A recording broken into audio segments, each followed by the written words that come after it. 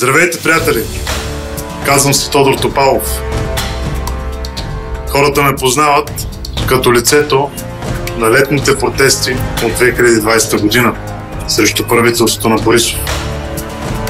Всички, които бяхме по площадите, улиците, междуградските пътища, магистрали, вложихме цялото си сърце, вяра, душа, емоция, енергия, лични средства. Някои загубиха работата си, други бяха бити или заплашвани. Протестът беше употребен. Употребен от хора, които се криеха зад него. Хора, които не смееха да покажат лицата си.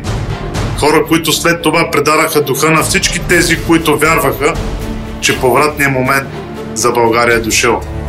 И млади, и стари.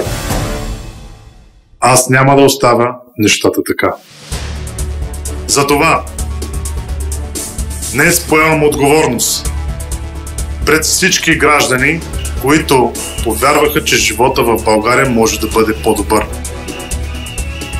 Поведох листа от граждани с кауза за участие в местните избори. Нека всичко започне от Хасково.